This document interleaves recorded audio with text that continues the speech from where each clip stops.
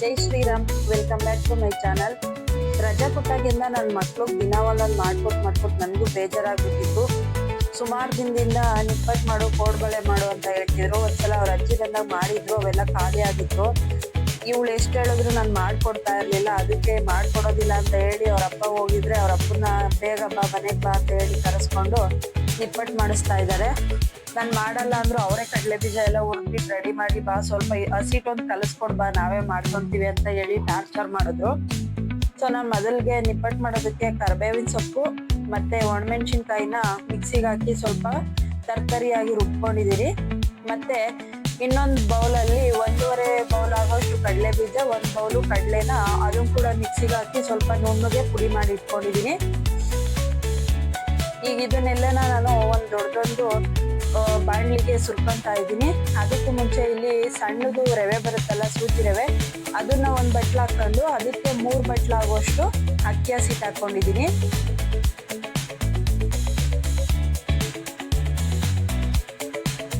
ಯಾರೆಲ್ಲ ನಮ್ಮ ಚಾನಲ್ನ ನೋಡ್ತಿದ್ದೀರೋ ಅವರು ದಯವಿಟ್ಟು ನಮ್ಮ ಒಂದು ವಿಡಿಯೋಗೆ ಲೈಕ್ ಮಾಡಿ ಮತ್ತೆ ಸಬ್ಸ್ಕ್ರೈಬ್ ಮಾಡಿಕೊಂಡು ನಮಗೆ ಸಪೋರ್ಟ್ ಮಾಡಿ.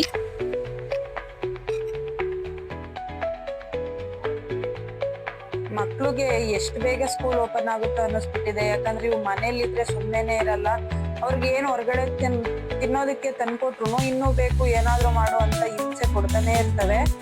ಈಗ ನಾನು ಅದಕ್ಕೆ ಈ ರುಬ್ಬಿಟ್ಕೊಂಡಿರೋ ಎಲ್ಲಾನ ಹಾಕಿ ಮತ್ತೆ ಅದಕ್ಕೆ ಜೀರಿಗೆ, ಸ್ವಲ್ಪ ಬಿಳಿ ಎಳ್ಳು, ಅಜ್ವಾನ ಈ 3 ಸೇರಿಸಿ ರುಚಿಗೆ ಎಷ್ಟು ಬೇಕೋ ಅಷ್ಟು ಉಪ್ಪು, ಒಂದು ಚಿಕ್ಕದೊಂದು ಸ್ಪೂನ್ ಆಗೋ ಅಷ್ಟು ಸೋಡಾ ಪುಡಿ ಹಾಕ್ತೀನಿ. ಆಮೇಲೆ ಒಂದು ಚಿಕ್ಕದೊಂದು ಪ್ಯಾನಲ್ಲಿ ಬೆಣ್ಣೆ ಇಟ್ಕೊಂಡಿದ್ದೀನಿ. ಬೆಣ್ಣೆ ಮತ್ತೆ ಎಣ್ಣೆ ಎರಡನ್ನು ಸ್ವಲ್ಪ ಸ್ವಲ್ಪನೇ ಹಾಕಿ ಬಿಸಿ ಮಾಡ್ಕೊಬೇಕು. ಮಾಡ್ಕೊಂಡನ ಹಾಕು ದೀಪು, ಹಾಕಮ್ಮ, ಇನ್ನ ಸ್ವಲ್ಪ, ಇನ್ನ ಇನ್ನ ಇನ್ನ ಇನ್ನ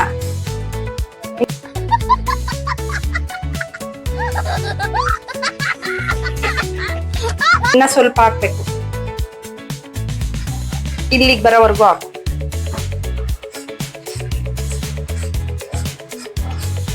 ಸಾಕು. ಇದಕ್ಕೀಗ ಸ್ವಲ್ಪ ನಾವು ಸೋಡಾ ಪುಡಿನ ಹಾಕೊಂತ ಇದೀವಿ. ಒಂದ್ ಸ್ವಲ್ಪ ಹಾಕೊಂತ ಇದೀನಿ.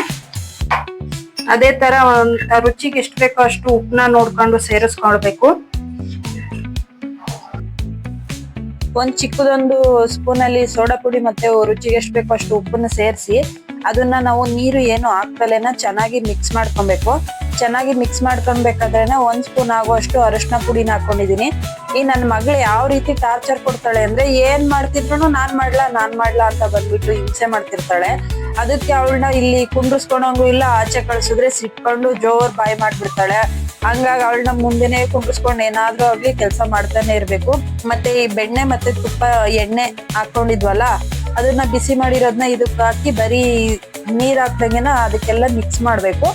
ಆ ನಂತರ ನೀರ್ ಹಾಕೊಂಡು ಚೆನ್ನಾಗಿ ಮಿದಿಬೇಕು ನಾವು. ಯಾಕಂದ್ರೆ ಇಲ್ಲಿ ಚಿಕ್ಕದು ಚಿರೋಟಿ ರವೆ ಹಾಕಿರ್ತೀವಲ್ಲ, ಅದು ಸ್ವಲ್ಪ ಅಳ್ಕಣುತ್ತೆ. ಹಂಗಾಗಿ ಹಸಿನ ಸ್ವಲ್ಪ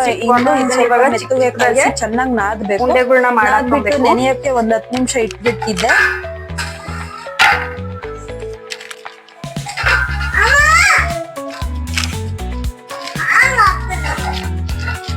ಇದನ್ನೆಲ್ಲ ಚೆನ್ನಾಗಿ ನಾದ್ಕೊಂಡು ಚಿಕ್ಕದಾಗೆ ಉಂಡೆಗಳನ್ನ ಮಾಡ್ಕೊಳ್ಬೇಕು.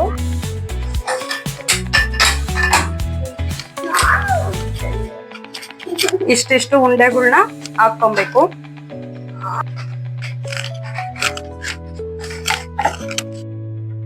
ನಮ್ ದೊಡ್ಡೋಳು ಇವಳಿಗೆ ಕಡಲೆ ಬೀಜ ಉರಿಬೇಕಾದ್ರೆ ಒಂದ್ ಕಲ್ ಸಿಕ್ತು ಅಂತ ಹೇಳ್ಬಿಟ್ಟು ಅದನ್ನ ತಗೊಂಡ್ ಹೋಗ್ಬಿಟ್ಟು ನೀರಲ್ಲಿ ತೊಳೆದಿದ್ದೀನಿ ಅಂತ ಹೇಳಿ ಚಿಕ್ಕೋಳ್ ಕೈ ಮೇಲೆ ಇಟ್ಬಿಟ್ಲು. ಅವಳು ಅದು ಉರಿತಾ ಐತೆ ಅಂತ ಹೇಳಿ ಊರ್ ಬಾಯಿ ಮಾಡೋದು. ಅದಕ್ ನಾವೆಲ್ಲ ಬೈದಿದ್ದಕ್ಕೆ ದೊಡ್ಡೋಳು ಸಿಟ್ಕೊಂಡ್ಬಿಟ್ಟು ಬರ್ತಾ ಇಲ್ಲ ಅಡ್ಗೆ ಮನೆಗೆ. ಎಷ್ಟು ದಿನದಿಂದ ದೀಪು ಮಾಡು ಮಾಡು ಮಾಡು ಅಂತ ನೀನ್ ಟಾರ್ಚರ್ ಕೊಡ್ತಾ ಇರೋದಿದೆ.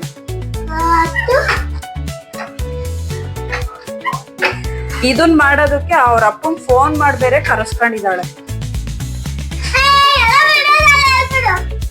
ನಾನು ಹೇಳ್ತಾ ಇಲ್ಲಮ್ಮ, ವಿಡಿಯೋ ಆಫ್ ಮಾಡಿದೀನಿ.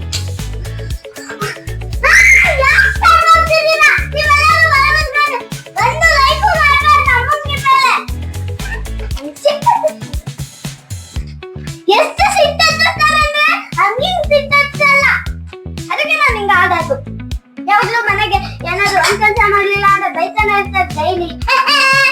ಏನ್ ಕೆಲಸ ಮಾಡ್ತೀಯಮ್ಮ ದಿನ ಮನೇಲಿ? ಇವತ್ತು ಹ. ಬಟ್ಟೆ ಮಡ್ಚಕ್ಕಿಲ್ವಾ, ಬಟ್ಟೆ ತಂದಿಲ್ವಾ, ಅಯ್ಯೋ, ಆಮೇಲೆ ಇನ್ನೇನ್ ಮಾಡ್ದೆ? ಬಟ್ಟೆ ಒಣಗಿಲ್ವಾ, ಎಷ್ಟೊತ್ತು ಕುತ್ಕೊಂಡು ಟಿವಿ ನೋಡ್ದೆ, ಎಷ್ಟೊತ್ತು ಆಟ ಆಡ್ದೆ ಅಂತಾನು ಹೇಳು. ಯಾವಾಗ ಇಟ್ಟಿರ್ತೆ? ಬೆಳಿಗ್ಗೆಯಿಂದ ಕುತ್ಕೊಂಡ್ ಜೋಲಾಗ ಆಟನೇ ಆಡಿರೋದು. ಅದಾಟ ಟಿವಿ ನೋಡ್ಕೊಂಡು ಹೇಳಿದ್ದು. ಅದ್ ಆಟ ಅಲ್ವಾ?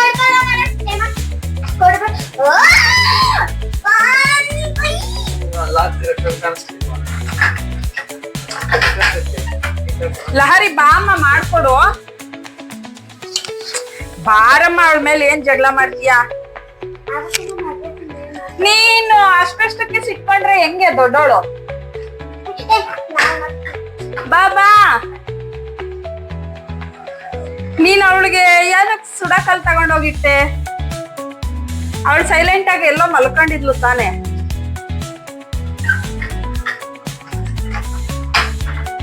ಆಯ್ತು, ಇವಾಗ ನಾವು ನಮ್ದು ನೋಡಿ ಅವ್ರು ಹೆಂಗ್ ಮಾಡ್ತಿದ್ರು, ಸೂಪರ್ ಸರ್ಕಲ್ ಅಲ್ವಾ ಅಂತ ಅಲ್ಲಾಡ್ತೈತಿ. ಯಾವ ಸರ್ಕಲ್ ಸಿಗ್ತಾನೆ ಸಾಕಾ?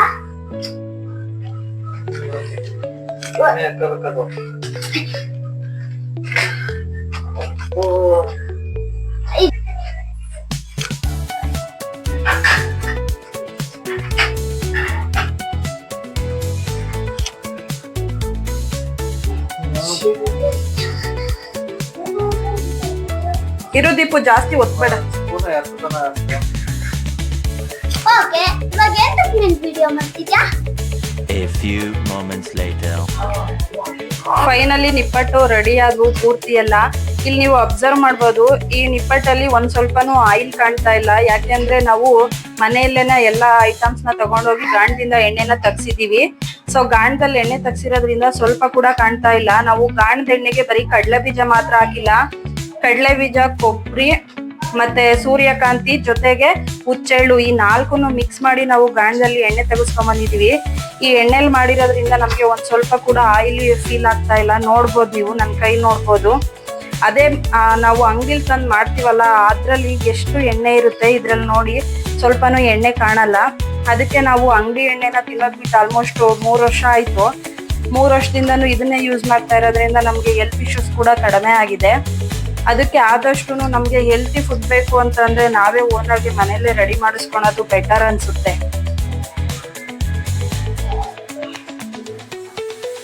ನಮ್ಮೊಂದು ಈ ವಿಡಿಯೋ ಯಾರಿಗೆಲ್ಲ ಇಷ್ಟ ಆಗಿದೆಯೋ ಅವರು ದಯವಿಟ್ಟು ನಮ್ಮ ಚಾನೆಲ್ನ ಸಬ್ಸ್ಕ್ರೈಬ್ ಮಾಡ್ಕೊಂಡು ನಮ್ಗೆ ಸಪೋರ್ಟ್ ಮಾಡಿ. ಧನ್ಯವಾದಗಳು.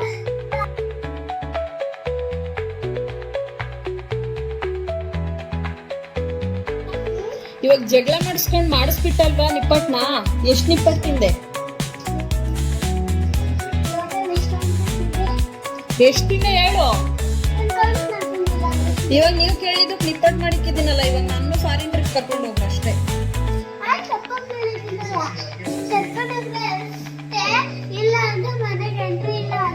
ನೀವ್ ಅಪ್ಪ ಮನೆಗೆ ಬರ್ತಿದ್ ನಿಮಗೆ ಮಾಡಕ್ ತಂದಾಕಾರ ಯಾರು? ನೀವ್ ಸ್ಕೂಲ್ಗೆ ಹೋಗೋ ಫೀಸ್ ಕಟ್ಟೋದಾರು? ಎಲ್ಲಿರುತ್ತಿಲ್ಲಿ ನೋಡೋಗು, ಬೀರಲ್ಲಿ 1 ರೂಪಾಯಿ ಇಲ್ಲ. ನೀವ್ ಬೀರಕ್ ತಂದಿಕ್ ದುಡ್ಡು ಎಷ್ಟು ವರ್ಷನೇ ಆಗೋಯ್ತು, 1 ರೂಪಾಯಿ ತಂದ್ಬಿಟ್ಟಿಲ್ಲ.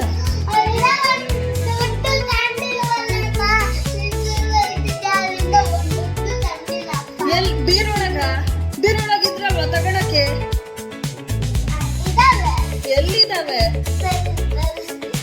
ನನ್ಗೆ ಹೆಂಗೋ ಈ ವರ್ಷ ನನ್ನನ್ನು ಫಾರಿನಿಗೆ ಕಳಿಸಿ. ನೀವ್ ಯಾರು ಬರ್ಬೇಡ್ರಿ, ನಾನು ಒಬ್ಬಳನ್ನೇ ಕಳಿಸ್ರಿ.